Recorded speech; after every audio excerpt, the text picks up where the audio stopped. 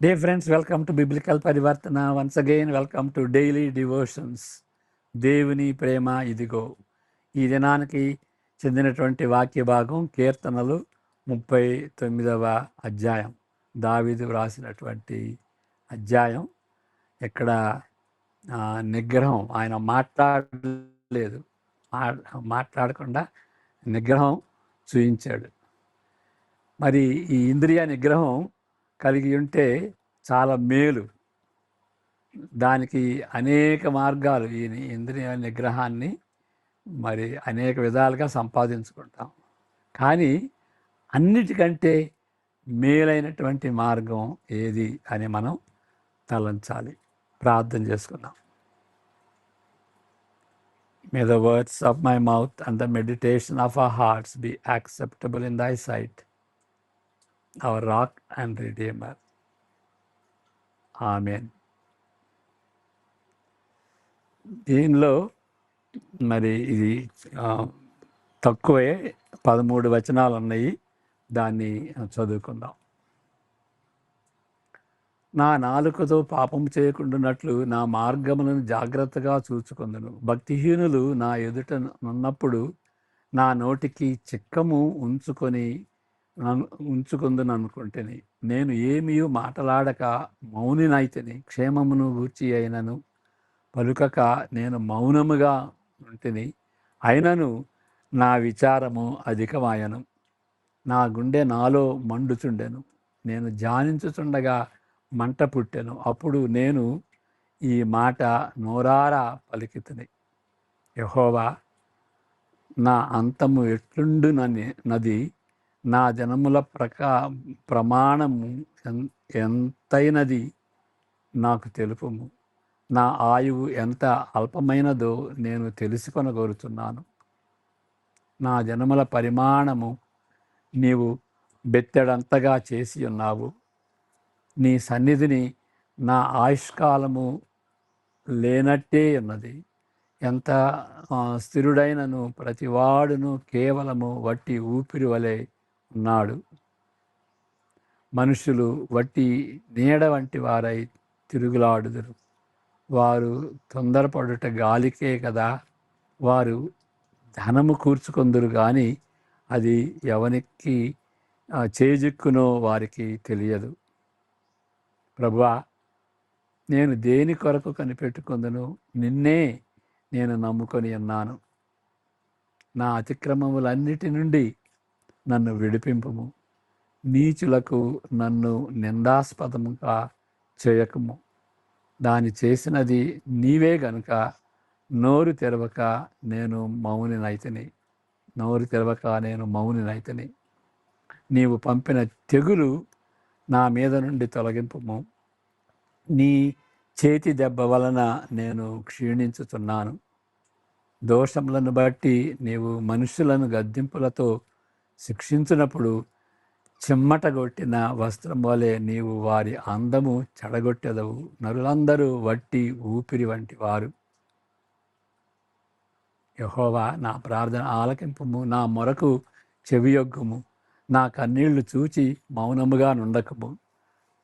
నీ దృష్టికి నేను అతిథి వంటి వాడను. నా పితరులందరి వలె నేను పరవాసినై ఉన్నాను. లాస్ట్ వచనం. నేను వెళ్ళిపోయి లేక మునుపు నేను తెప్పరిల్లునట్లు నన్ను కోపముతో చూడకము. ఇంద్రియ నిగ్రహం గురించి. ఎందుకంటే మొదటి వచనాలు ఆయన మాట్లాడకుండా మౌనంగా ఉన్నాడు.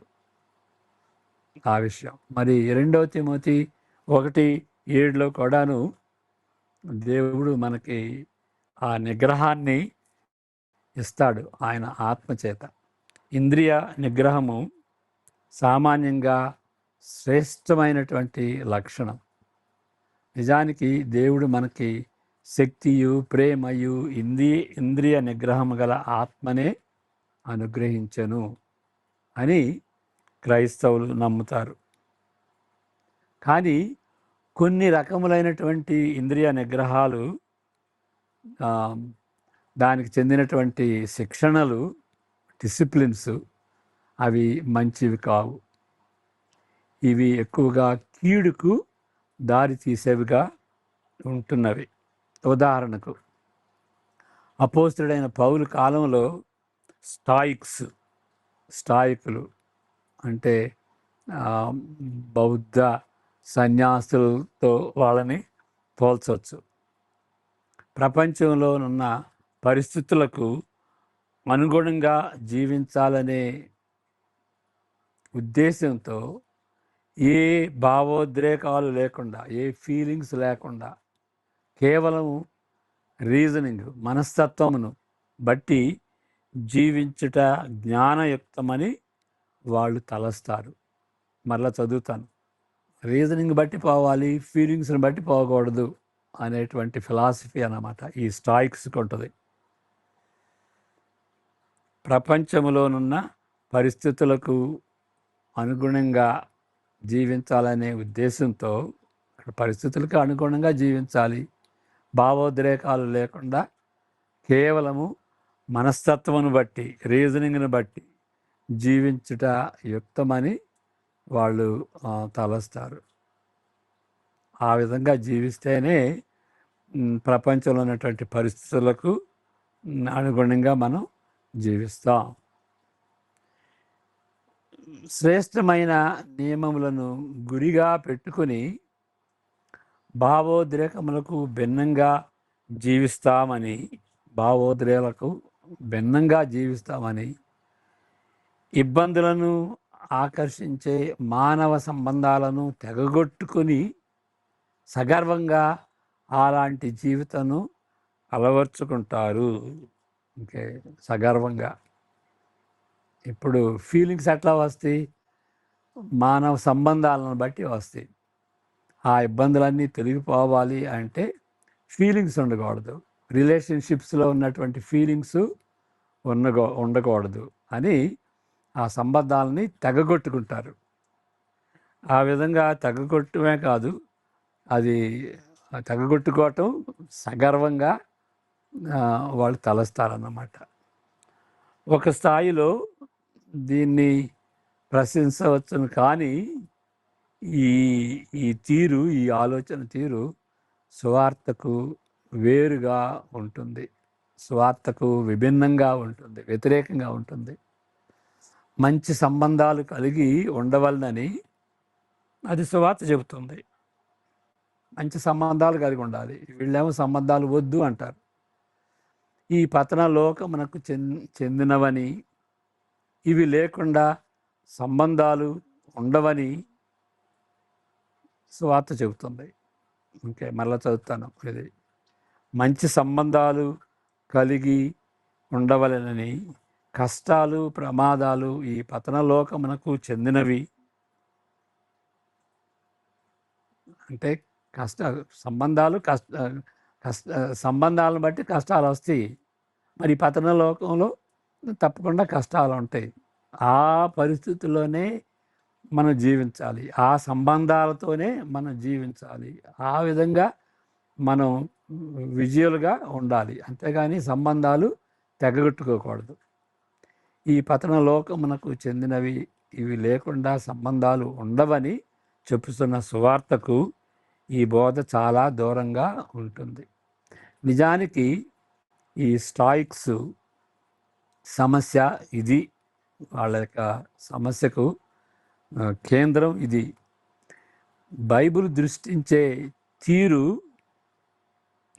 వరల్డ్ వ్యూ అంటారు ఇంగ్లీష్లో, ఆ ఆలోచన తీరు, లోకములో ఉన్న లోటును అర్థం చేసుకునే తీరు బైబిల్కు చాలా దూరంగా ఉంటుంది. అంటే Stoics world view, Bible world view విభిన్నంగా ఉంటుంది. మంచికి స్టాయిక్లు ఇచ్చే నిర్వచనం, ఇక మంచి ఏది మంచిది, ఏది చెడ్డది అనేటువంటి ఆ నిర్వచనం, స్టాయిక్లు ఇచ్చే నిర్వచనం, మంచికి స్టాయిక్స్ ఇచ్చేటువంటి నిర్వచనం ఒక రకంగా ప్యాంథియిజానికి దగ్గరగా ఉంటుంది. ప్యాంథియిజం అంటే ఏంటి? సమస్తమును సమస్తం దేవుడే అనేటువంటి వాదం ప్యాంథిజం. ప్యాన్ అంటే ఎవ్రీథింగ్, పాలిథిజం అంటే మెనీ గాడ్స్, ప్యాంథిజం అంటే ఎవ్రీథింగ్ ఇస్ గాడ్, సమస్తం దేవుడే. రాళ్ళు, పుట్టలు, పాములు, చెట్టులు అవన్నీ కూడా దేవుడే అనేటువంటి వాదాన్ని ప్యాంథిజం అంటారు. అనేటువంటి ఆ వాదానికి ఇది దగ్గరగా ఉంటుంది. అంటే దీని ప్రకారం ఇక మంచి చెడు అనేది లేదన్నమాట. కాబట్టి ఈ స్టాయిక్స్ కూడాను ఈ ప్యాంథిజం లాగానే ఆలోచిస్తారు. మంచి చెడుగులకు ఇచ్చేటువంటి ఆ యొక్క నిర్వచనం ఈ ప్యాంథిజం లాగానే ఉంటుంది. కాబట్టి కొంతవరకు ప్రశంసనీయమైనదిగా కనిపించినప్పటికీ వాస్తవానికి క్రైస్తవ దృష్టిలో, బైబిల్ దృష్టిలో ఈ సిద్ధాంతం మంచిది అని చెప్పలేము.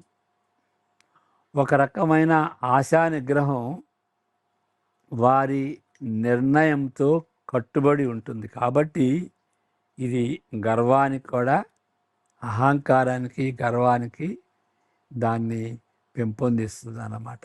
ఎందుకంటే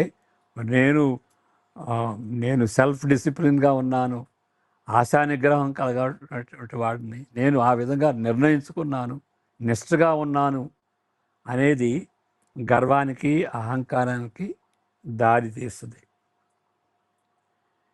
మరొక అనుమానాస్పదమైనటువంటి నిగ్రహం కీర్తన 39లో ఆరంభ వచనాల్లో కనిపిస్తుంది. దావీదు మౌన వ్రతం పట్టాడు. ఏమీ మాట్లాడకూడదనే స్వయం శిక్షణకు కట్టుబడి ఉండుటకు గల కారణం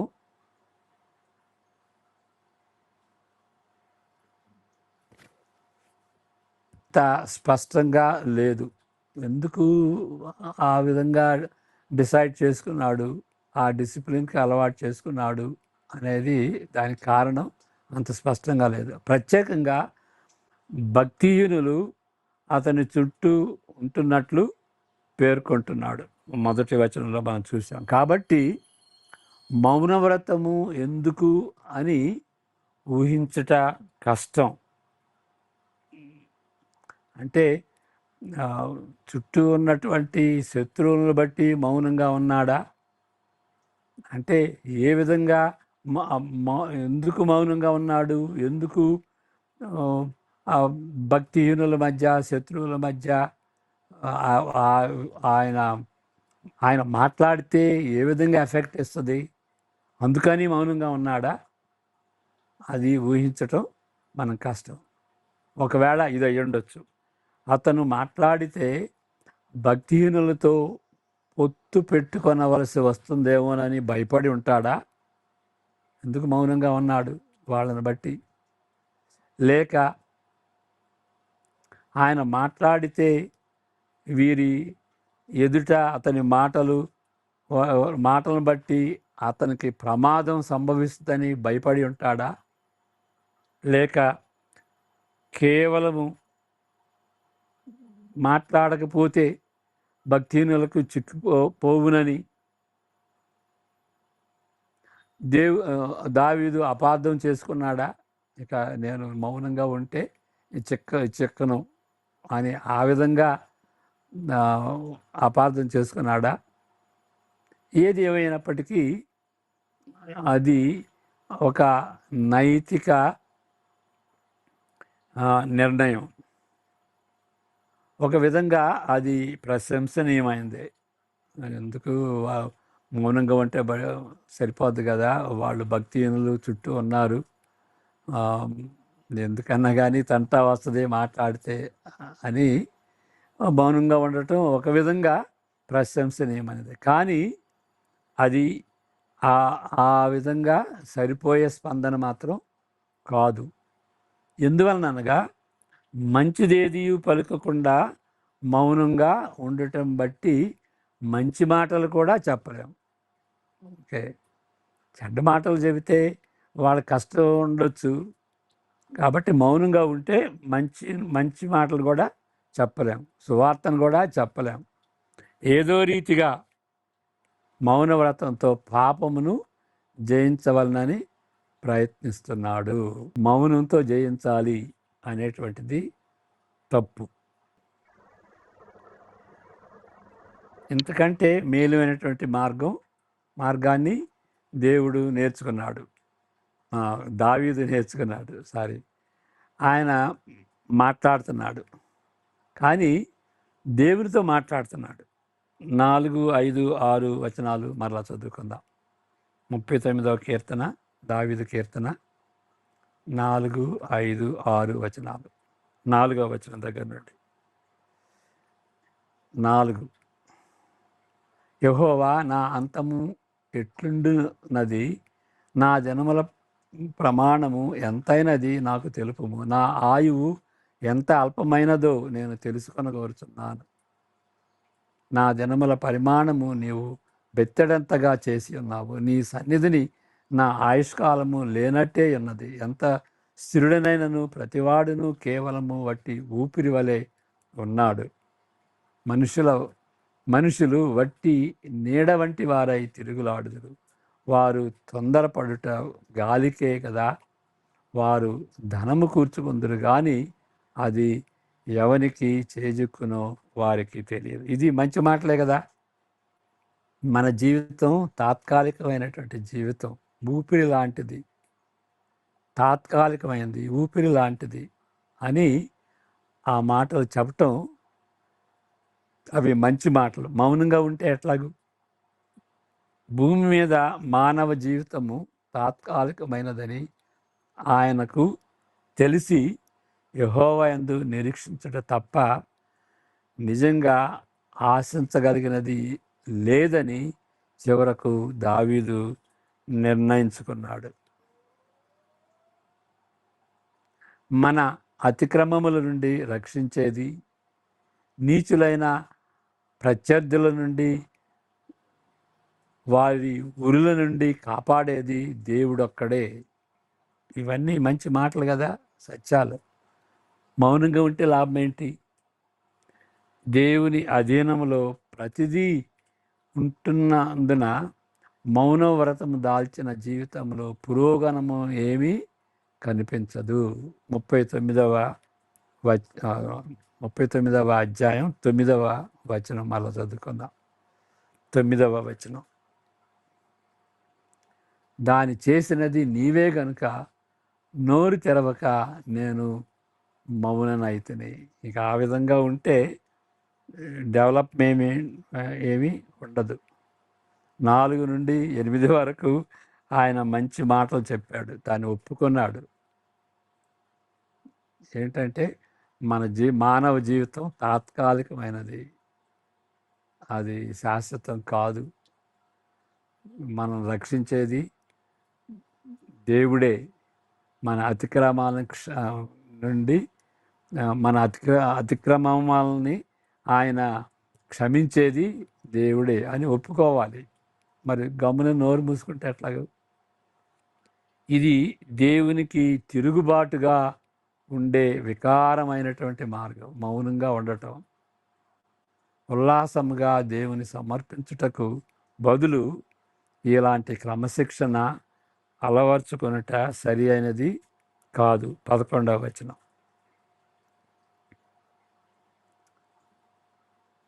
దేవునికి దోషములను బట్టి నీవు మనుషులను గద్దింపులతో శిక్షించినప్పుడు చిమ్మట కొట్టిన వస్త్రం వలె నీవు వారి అందము చెడగొట్టెదవు.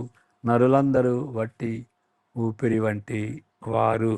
ఆ విధంగా ఒప్పుకుని దేవునికి సమర్పించుకోవాలి. అంతేగాని నేను మౌనంగా ఉంటాను అనేటువంటి క్రమశిక్షణ అలవర్చుకోవటం అది సరి అయినది కాదు. ప్రార్థన చేసుకుందాం. ప్రభువా, మరి మేము తప్పుడు దారిలో పడి మౌనవ్రతం దాల్చి అదేదో గొప్పదిగా తలంచి ఆ విధంగా పాపాన్ని జయించటం అనేటువంటిది ఆ యొక్క మనస్తత్వం నుండి మమ్మల్ని బయట పెట్టవలసిందిగా, మేము ఎలాంటి వారమో ఆ పాపాన్ని ఒప్పుకొని మా కొరకై శిలువలో మరణించినటువంటి యేసుక్రీస్తుని బట్టి పాప క్షమాపణ ఉంటుందే కానీ కేవలం మౌనాన్ని బట్టి పాపంపై జయం ఉండదని తెలుసుకోవటానికి మీ కృపను అనుగ్రహించండి. మా కొరకై చనిపోయి తిరిగి లేచినటువంటి యేసుక్రీస్తు ఆ పరిశుద్ధాత్మ ఆయన పరిశుద్ధాత్మను పంపించి మా హృదయాల్లో ఉండులాగున అలాంటి ఆత్మ ద్వారా నిగ్రహం కలిగి ఉండటానికి మరి అపోస్తుడైన పౌలు తిమోతికి చెప్పినటువంటి విషయాన్ని జ్ఞాపకం చేసుకుంటూ జీవించటానికి సహాయం దయచేయమని మా ప్రభువును రక్షకుడైనటువంటి యేసుక్రీస్తు పరిశుద్ధ నామమున వేడుకుంటున్నాం తండ్రి. ఆమేన్. God bless you.